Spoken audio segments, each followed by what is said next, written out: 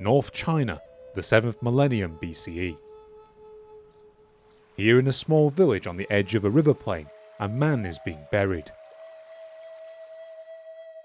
In life, he held a position of great prestige amongst his fellow villagers, perhaps acting as a local chieftain or shaman.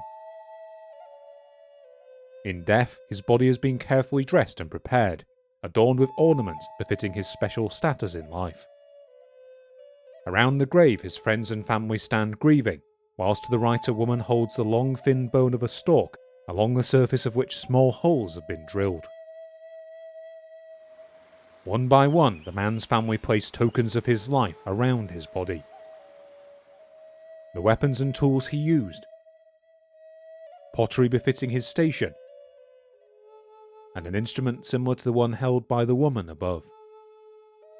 In the millennia ahead, other men and women will be buried in graves built on a far grander scale, filled with prestigious items crafted with an artistry beyond this man's imagination. On this day, however, these grave goods mark him as one of the most distinguished people in all of China.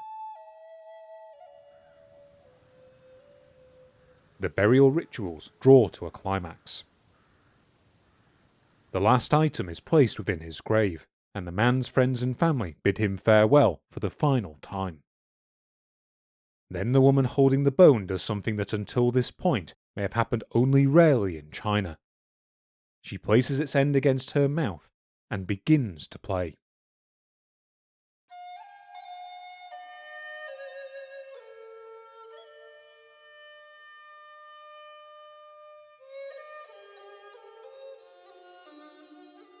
In our previous episode, we examined the Paleolithic communities of both northern and southern China in the last millennia of the Upper Paleolithic.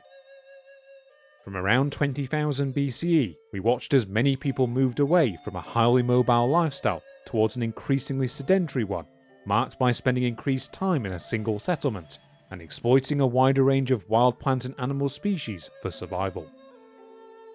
Along the way, we saw the emergence of complex artwork, the invention of pottery, and the increasing management of plant and animal species to supplement their hunter-gatherer diet. In the north, we saw the adoption of a versatile microblade-based toolset, whilst throughout China we also saw the appearance of small amounts of polished stone tools that may have facilitated increased construction and investment in crop management. Finally, we concluded by examining China's earliest known open-air village, Shangshan, and its controversial implications for the development of rice agriculture in the region. By roughly 7000 BCE then, it is clear that whilst much of China's population was still semi-mobile, in many areas it was becoming more settled, and the early cultivation of wild grains such as rice and millet was well underway. On the animal side of things, this process had already resulted in the domestication of the dog, which in addition to being a valuable hunting aid, would also be reared for meat and occasionally ritually sacrificed in the millennia ahead. But at this point, cultivated plants and animals still represent only a small portion of the diet consumed by these communities, and in many ways they still have much in common with the communities of the later Paleolithic. Over the course of today's episode, however, all this will change. From this point onwards, we enter the Neolithic, a period that coincides with the widespread adoption of agriculture, along with unprecedented societal and ritual changes throughout China.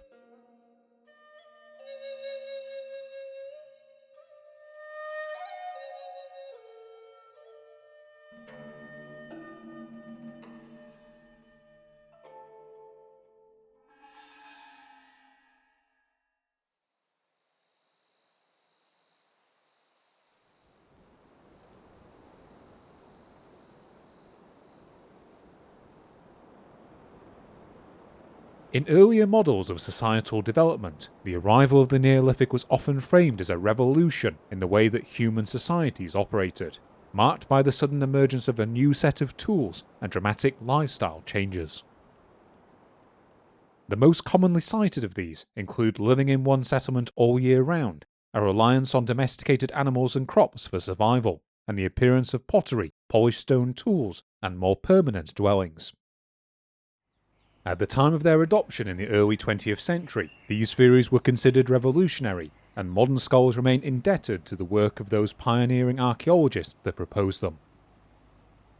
In the decades since, however, new excavations have made it clear that the arrival of these societal features was not the result of any sudden revolution, and that in many parts of the world they instead appeared over the course of a gradual transition.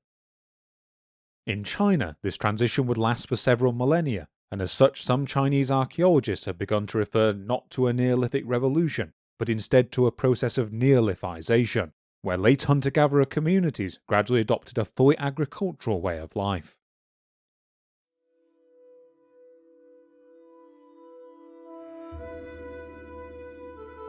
In its original conception, this episode was intended to cover how this process unfolded throughout the Chinese Neolithic, a period which lasted from approximately 7000 to 2000 BCE.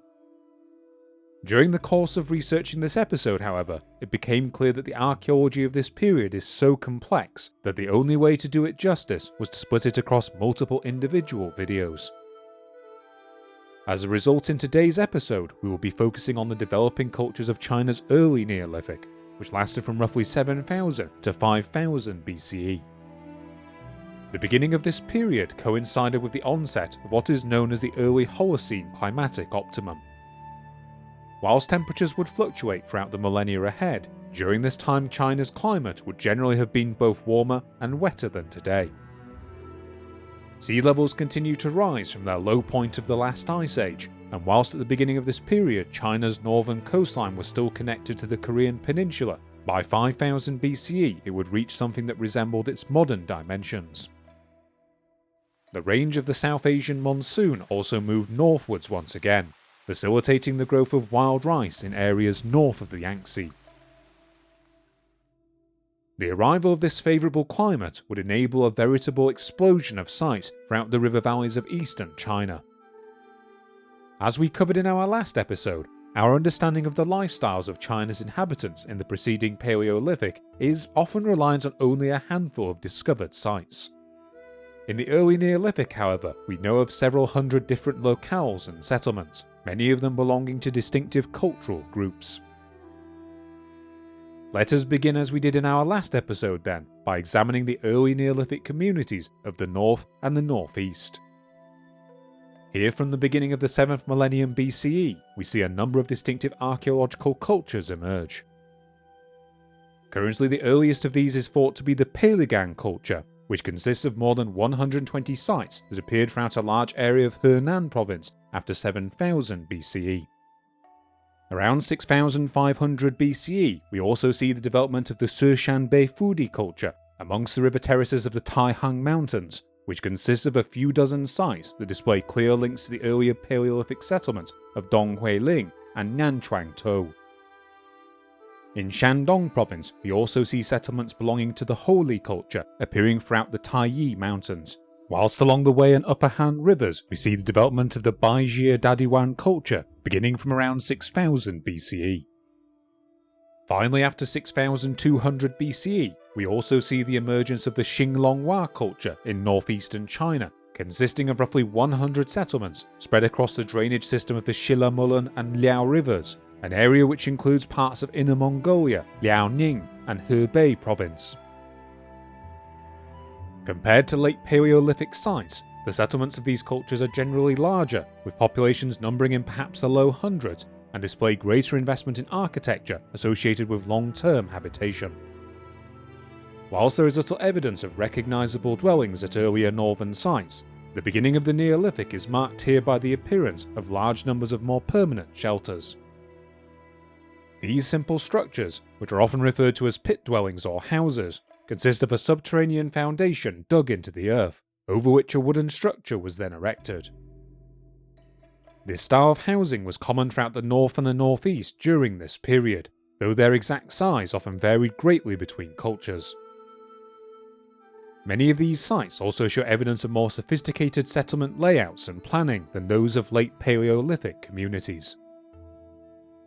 A good example of this can be seen at the early Peligang site of Jiahu. Here evidence has been unearthed of a long-lived settlement situated on an alluvial plain between the Ni and Sha rivers that was inhabited between roughly 7000 to 5600 BCE.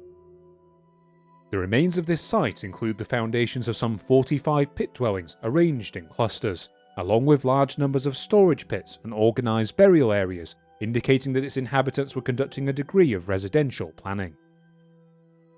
Similarly, at the type site of Xinglonghua in the northeast, the foundations of more than 170 rectangular pit houses have been unearthed, laid out in orderly lines and contained within an encircling ditch. These enclosures are most common at Xinglonghua settlements, but have also been observed at a number of sites from other cultures, such as at the holy culture site of Shaojingshan. Whilst these structures may have had a defensive function, possibly against attackers from other sites, another possibility is that they may have acted as a form of flood defence, as many of these early settlements were situated near sources of water, such as springs, rivers, and lakes. Exactly how permanent any of these early Neolithic settlements would have been seems to have varied depending on both the individual culture and the geography of the region in which it was situated.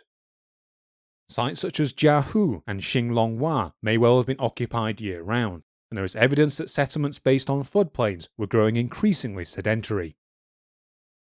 At the more mountainous Peiligang site cluster of Taishengou, however, there is evidence of continuing mobility similar to the communities of the late Paleolithic. Despite the presence of large amounts of tools and portable forms of pottery at these sites, only a small number of houses have been unearthed, and it is possible that the residents of this area would have periodically relocated due to the region's limited farming land. It has also been theorized that the inhabitants of Beifudi culture sites and the holy culture site of Shihe would have been at least semi-mobile. Whilst excavations at both sites have unearthed evidence of careful settlement planning, which in Beifudi's case included a large central plaza, it is the way in which people chose to discard their waste that suggests these settlements may not have been occupied year-round. Simply put, more mobile communities are likely to discard of any unwanted items in their immediate surroundings, which is then referred to by archaeologists as primary refuse. In the case of more permanent villages, the build-up of this primary refuse in and around dwellings would quickly become a problem, and in these communities waste is often disposed of in dedicated storage pits and middens. At both Beifudi and Shihe, however, large amounts of primary refuse were found within the remains of dwellings, suggesting that their populations were still semi-mobile. Other evidence can also be seen in the unfinished walls and floors of many houses at Shihe. Whilst at Beifudi, collections of tools associated with grain have been found buried in a number of small pits within its central plaza, hinting that they may have been cached prior to the occupants' return. Regardless of how long their inhabitants would have remained in one place, the lifestyle and diet of the peoples of early Neolithic China seems to have varied little from that of the late Paleolithic.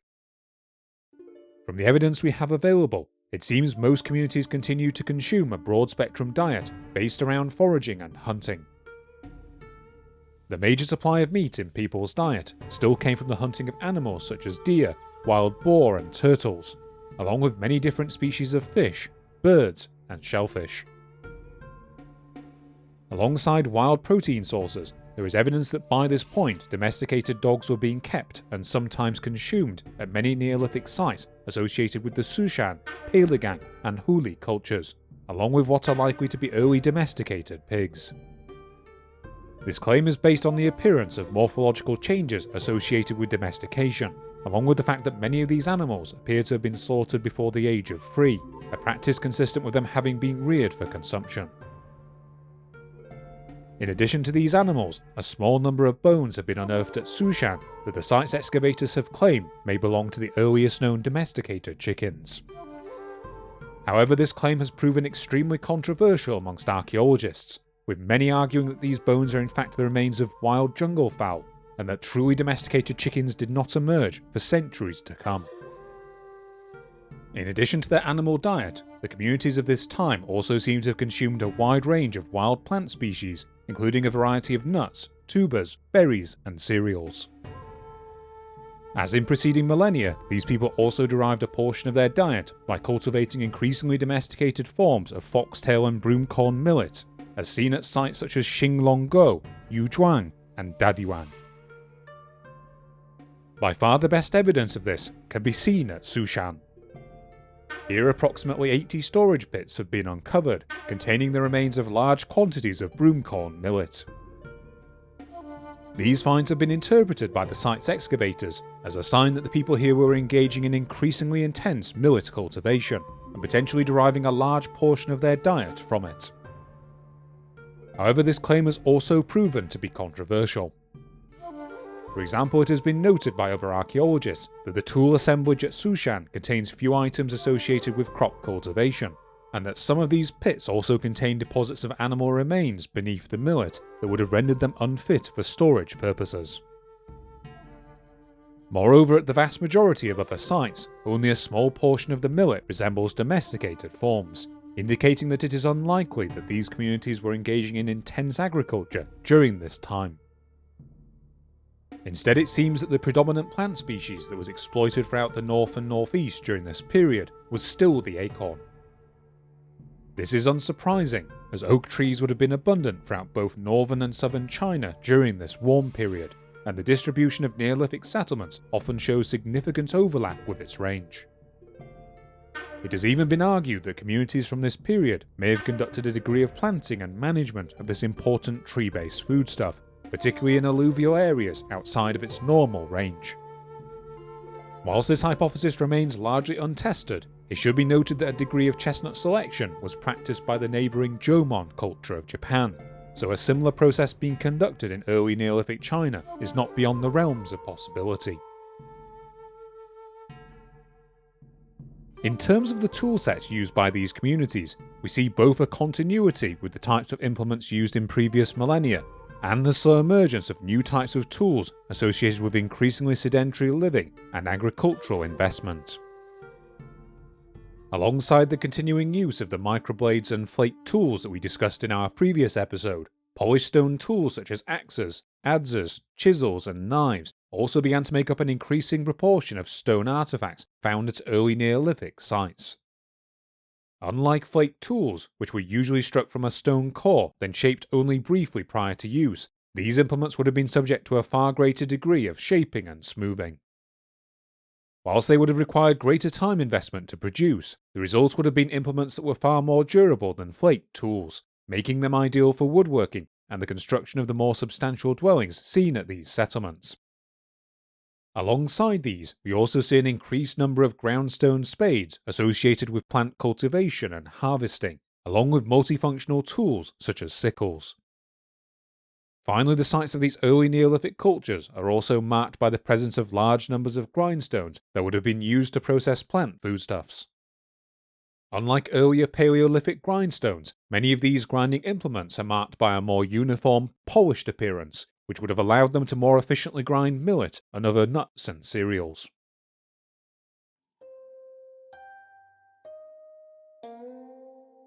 Alongside these tools, refinements in pottery making can also be observed.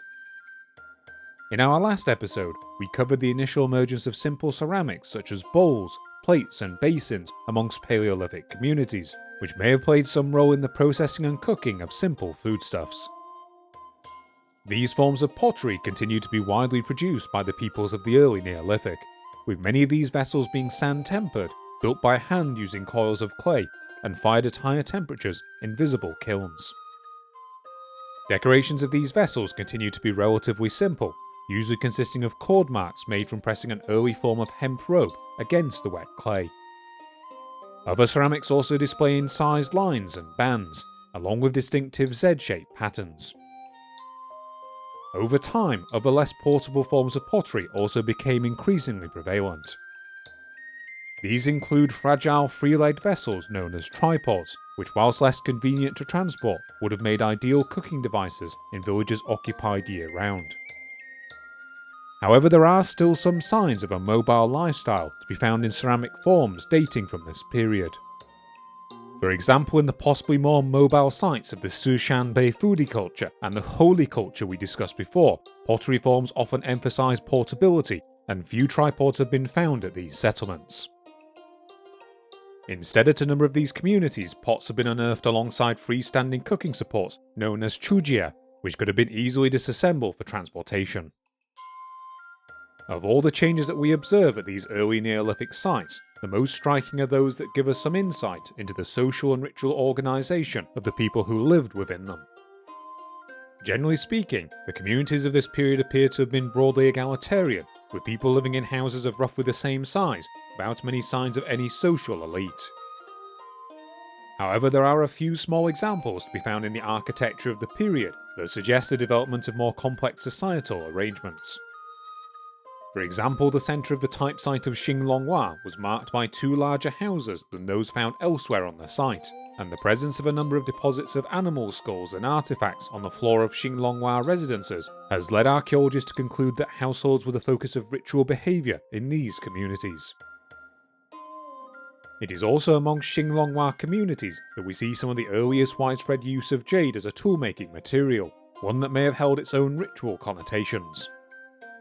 This material was used to carve ornaments such as tubes, arcs, and a distinctive type of slit ring, which appears to have been particularly popular. These objects have been found at many Xinglonghua sites without any sources of jade in their immediate vicinity, and as such it has been suggested that these communities were part of long-range trade networks that ran throughout this region. It is also in the Xinglonghua culture that we see the earliest known widespread production of both animal and human figurines in China. These figures have been found at sites such as Xinglongguo and Baiying Chang'an, and were shaped from a variety of materials including dried clay, shell, bone, stone and jade. Amongst the animal figures, the most common forms are those of the creatures that the people in this region hunted for survival, such as wild pigs, bears, deer and birds. Conversely, the majority of human figures have been identified as pregnant women, which have been interpreted as symbols of female fertility. A small amount of ceramic figures have similarly been found amongst holy culture sites, including images of pigs, along with a number of humanoid faces. In addition to these images, a small number of masks have also been discovered at Xinglonghua sites, carved from shell, bone, and even a human skull cap, whilst a number of ceramic masks have also been found at the site of Beifudi that were likely designed to be worn. The exact function these objects performed is uncertain. As noted by Professor Li Liu, it is likely that they played a vital role in household ceremonies, including those involved in the residence's eventual abandonment. A more mundane explanation is that some of these items may also have functioned as forms of decoration or even entertainment. Whatever their role, their importance to these communities can be seen in the high time investment that it would have taken to create them. Outside of these items, another major body of evidence for the societal and ritual organisation of these peoples can be seen in how they chose to bury their dead. While some sites show evidence of a small number of bodies that were interred beneath the floors of houses, the majority of communities in this time began to bury their dead in more organised cemeteries. It is in these burials that we see some claimed evidence for potential gender roles within these early farming communities. For example, at both Jiahu and its cultural namesake site of Peiligang, we see bodies buried alongside a selection of grave goods that some archaeologists have argued reflects a gendered division of labour. Under this theory, men generally would have worked either as hunters or labourers in the fields, whilst women would have performed the task of grinding grain into flour. In support of this theory, it has been noted that male burials at Jiahu often include grave goods associated with both hunting and fishing, while skeletons that have been identified as female are commonly interred alongside grinding stones.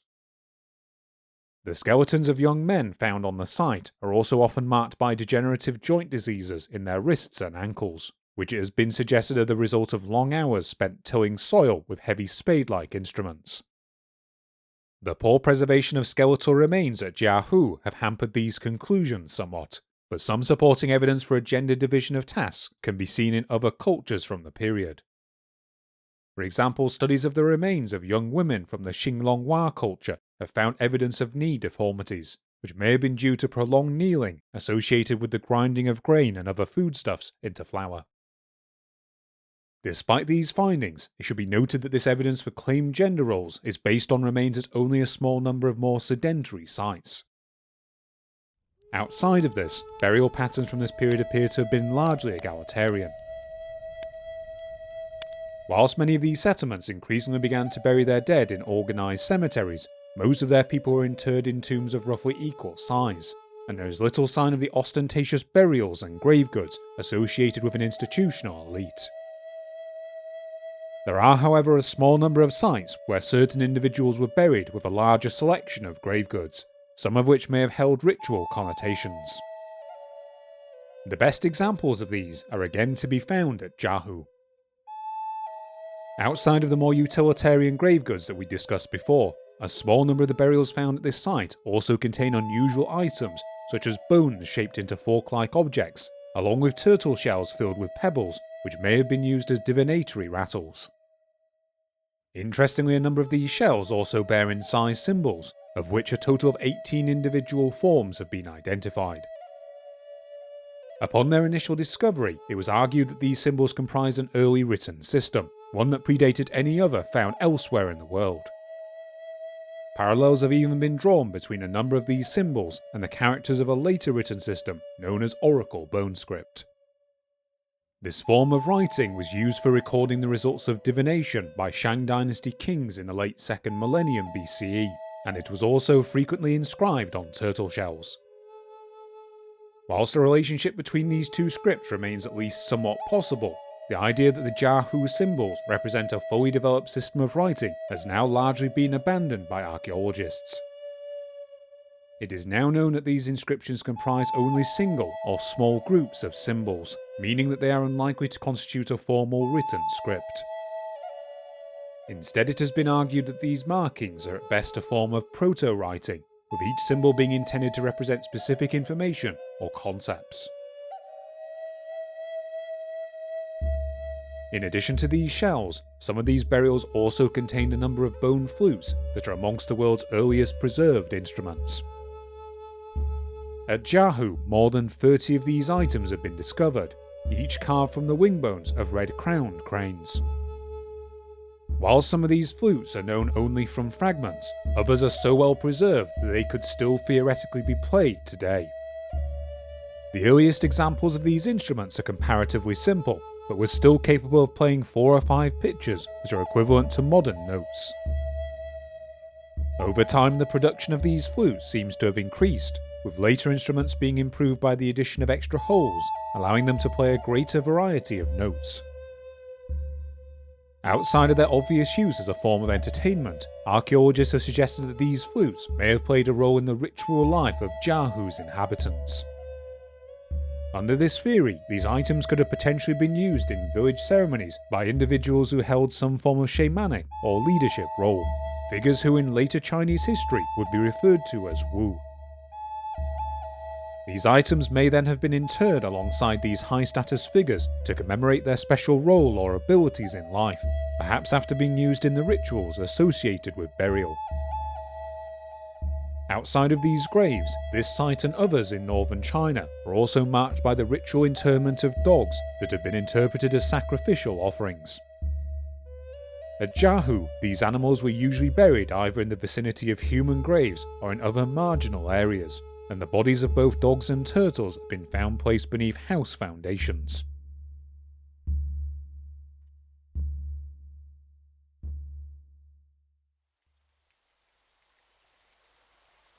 So we now have a good understanding of how the lives and technology of people in northern China changed over the course of the early Neolithic. With this accomplished, let us turn our eyes to the south. During this period, the Yangzi River region is marked by an equally great flowering of settlements, many of them on a larger scale than those found in the north. In addition to being home to a number of recognisable archaeological cultures, here early Neolithic communities can be separated into 2 major geographical groupings, referred to as the Middle and Lower Yangzi regions respectively. In our last episode, we covered the first known settlement of the Lower Yangzi region, Shangshan, which constitutes the earliest open-air site yet discovered in southern China.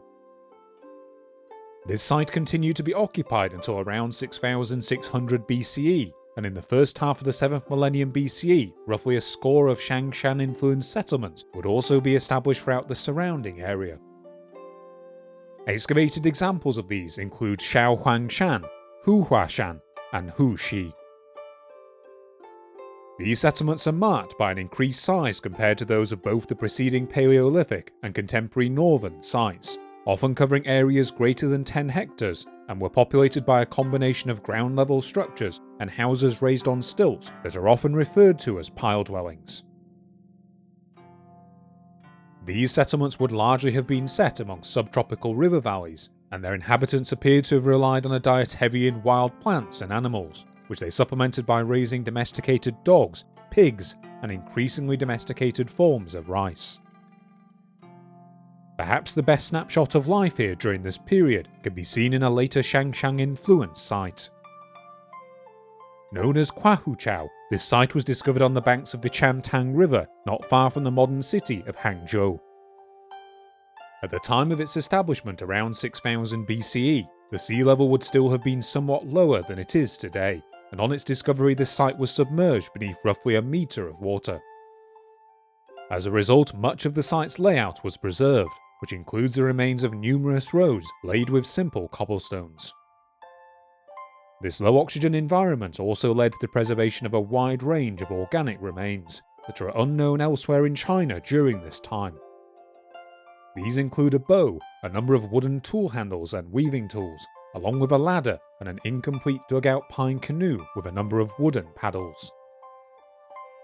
Based on these remains, along with a large number of stone axes and adzes that were found nearby, it has been theorised that this site may have acted as something of a canoe production and repair hub for the communities in the surrounding area.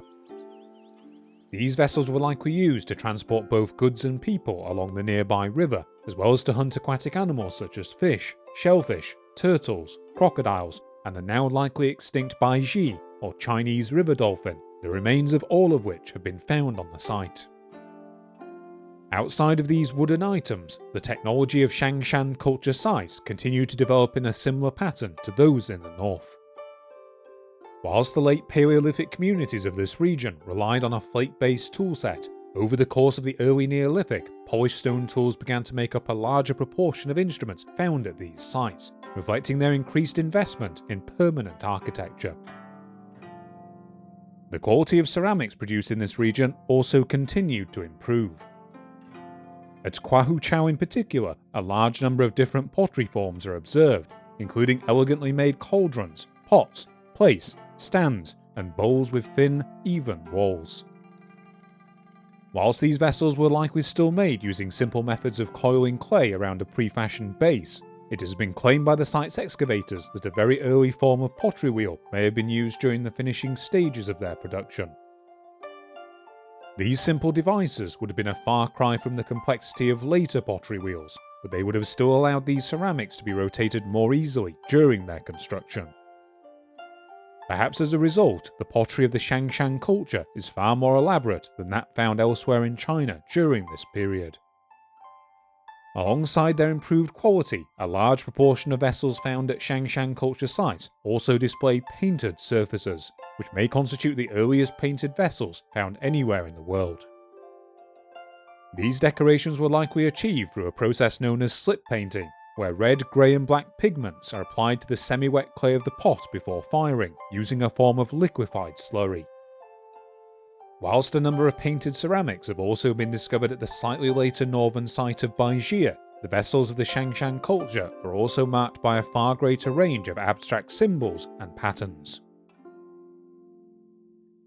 These decorations would become a major feature of pottery found in many of China's societies in the millennia ahead, with the appearance of new patterns and symbols often reflecting cultural changes amongst the people who made them.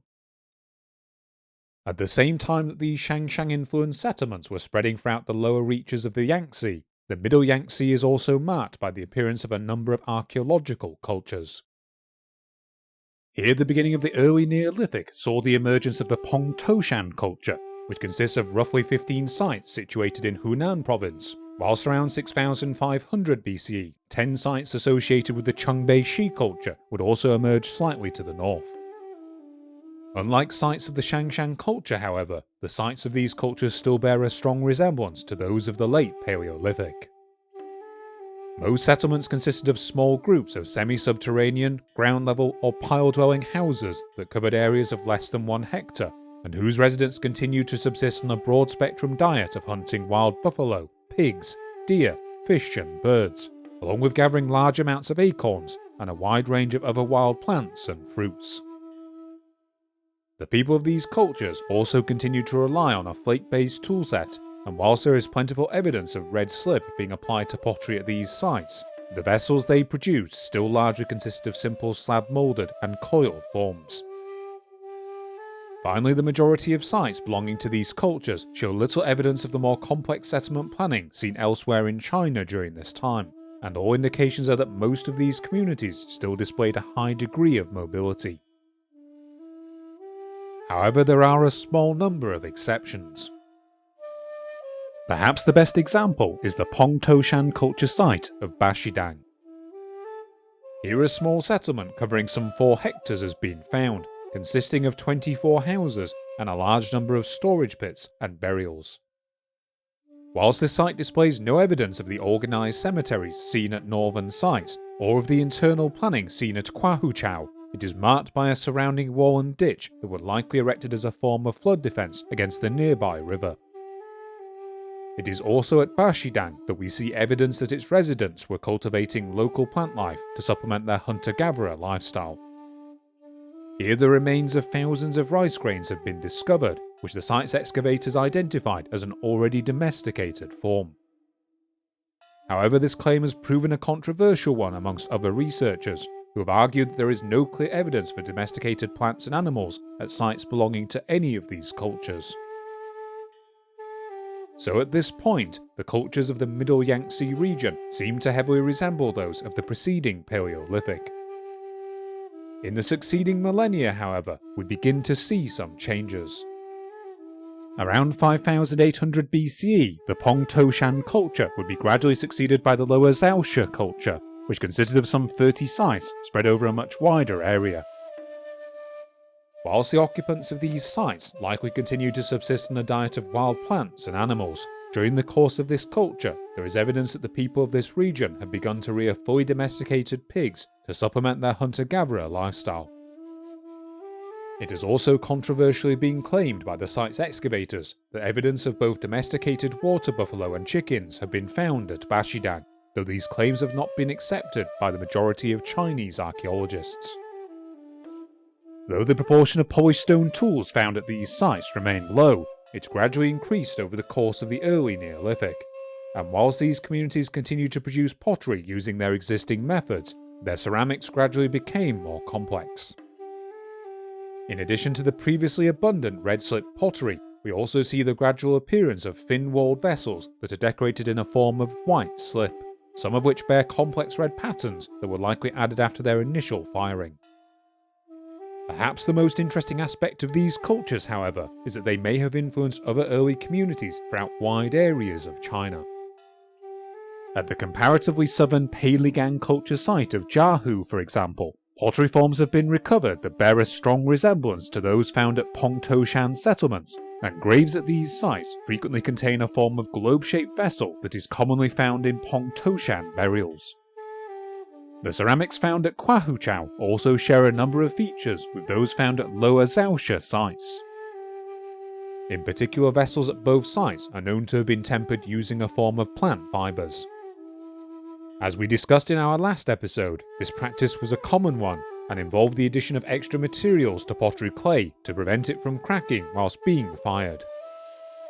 However, by the time of Kwahuchao's establishment, the practice of tempering using plant fibres had already declined at other Shangshan culture sites. The reappearance of this feature in Kwahuchao pottery has thus been interpreted by some archaeologists as being the result of eastward migration by peoples from Lower Zhaoshe sites, who would have brought their own pottery-making methods with them.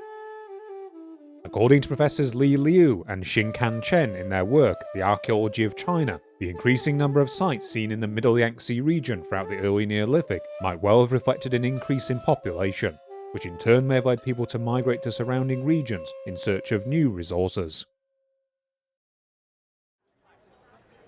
Exactly what led to this increased population growth, however, is less certain.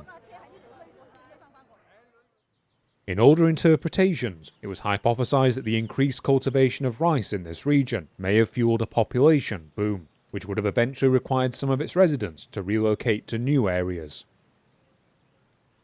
However, as we have discussed, it is now known that there is little evidence for intense agricultural investment by the peoples of the Lower Xaosha culture, and as such it has been suggested that any population growth and resulting migration is more likely to have been the result of increased sedentism rather than increased investment in agriculture. As in the north, the material remains of both the middle and lower Yangzi river cultures are marked by a degree of evidence for ritual and societal organisation.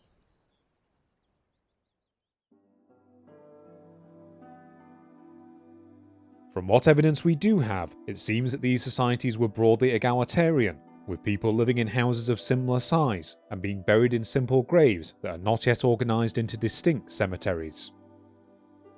There are, however, a few sites dating from this period that do show evidence of major ritual construction.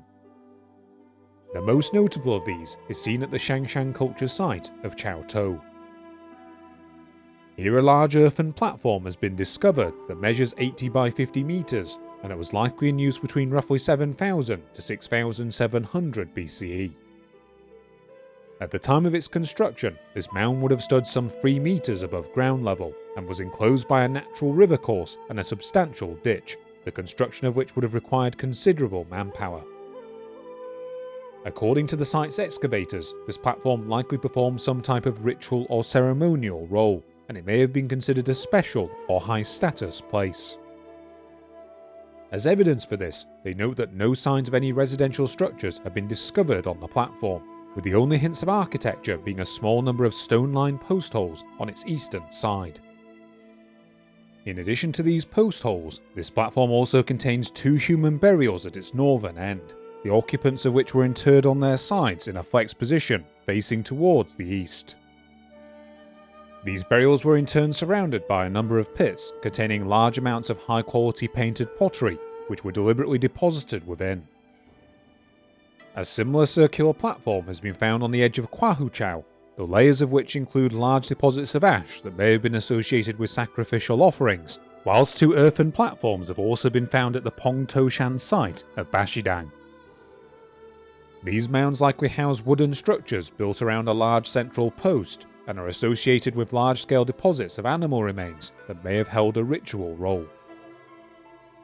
In another sign of the special significance that these structures held, the Chaotou platform is also marked by the presence of some of China's earliest known alcoholic beverages. In 2021, an analysis of the starch and mould residues on the surface of a number of vessels buried within its pits found evidence of trace products associated with fermentation, from which the site's excavators concluded that they were used to make a simple form of beer. This drink would likely have been made using a combination of plants from the area, including cooked rice, Job's tears millet, and some local tubers.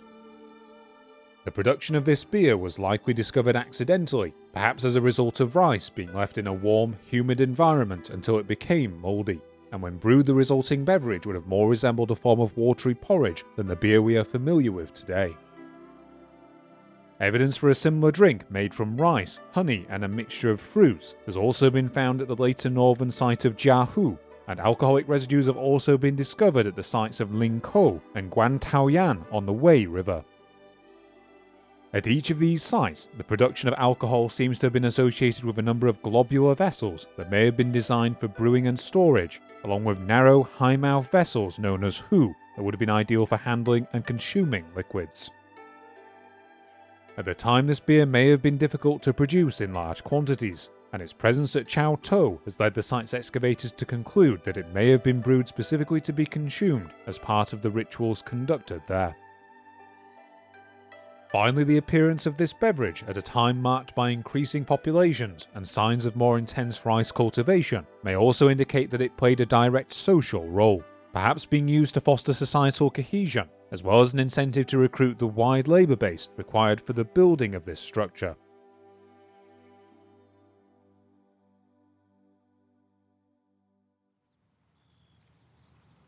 So by the end of the early Neolithic, we have evidence that the communities of both northern and southern China were increasing in size and complexity, and were beginning to derive a larger portion of their diet from rice and millet respectively. It is important to note, however, that this regionalisation is not absolute. At the comparatively northern site of Jiahu, for example, rice makes up a sizable portion of plant remains on the site, whilst millet is almost completely absent. As we discussed in our examination of Kwahuchao, it is also important to emphasise that these cultures did not exist in a vacuum from one another, and it is likely that a number of interaction zones existed in their bordering regions. Even within these cultures, there is still evidence of considerable social mobility.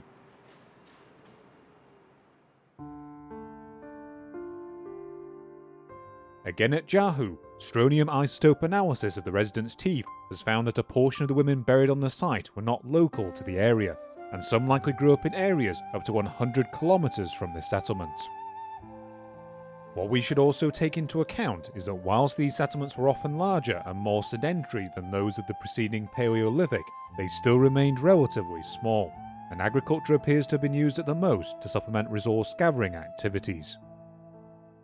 Towards the end of the early Neolithic, however, these practices would grow increasingly intense, and by the beginning of the 5th millennium BCE, we begin to see the emergence of China's first communities that were reliant on agriculture for their survival. As we reach the end of today's episode, we should ask an important question, which is why would people have adopted agriculture to begin with? After all, when comparing the lifestyles of both a hunter-gatherer and an early sedentary farmer, one seems clearly preferable. Contrary to what one might think, given the dominance of agriculture in later human societies, a number of studies have demonstrated that it would have taken far less time and labour for a hunter-gatherer to collect the calories they needed to survive. Moreover, there is some evidence that the high carbohydrate diets of these early farmers may have resulted in comparatively poorer health. In addition to the repetitive strain injuries we observed at some early Neolithic sites, a wide-ranging study of the health of Jiahu's residents has found that its peoples had decreased life expectancy compared to the less agriculture-dependent Xinglonghua people, along with increased rates of dental cavities, anemia, and other markers of physiological stress. So if farming is associated with a poorer lifestyle for many of these settlements' occupants, why did it become the dominant way of life over the course of the Neolithic?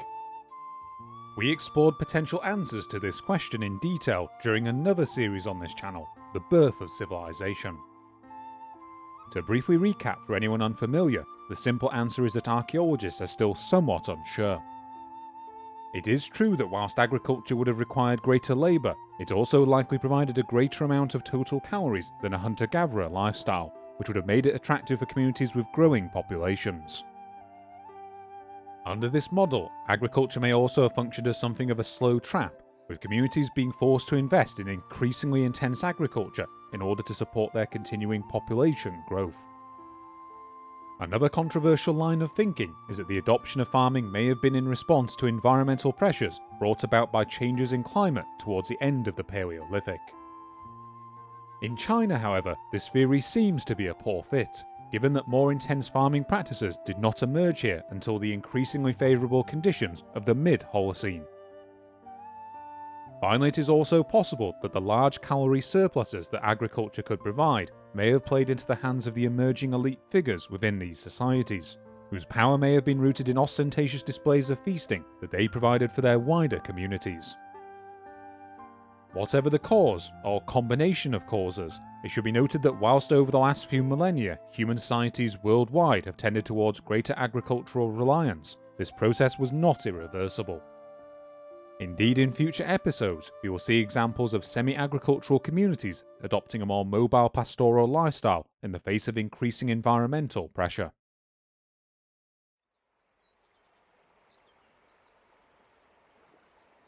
Around 5000 BCE, we begin to see explosive population growth throughout much of China. Whilst in some areas the gathering of acorns would continue, in others it would decline dramatically, and in its place many communities grew reliant on domesticated plants and animals to provide the majority of their diet. In our next episode, we will see the emergence of settlements dwarfing those of the early Neolithic, which display complex social hierarchies and layouts, and that many hundreds of people would have called home. It is in this period that we see the first signs of defensive structures such as walls and moats, along with substantial ritual structures that dwarf those that came before. Alongside this, we also see the emergence of new artistic practices, including the widespread production of jade sculptures and figurines, the artistry of which remains impressive to this day. And throughout much of the region, we see the increasing domination of a new class of visible elites who wielded great social and ritual power within their communities, and some of whom received burials on a truly monumental scale. We'll discuss all of this and more next time.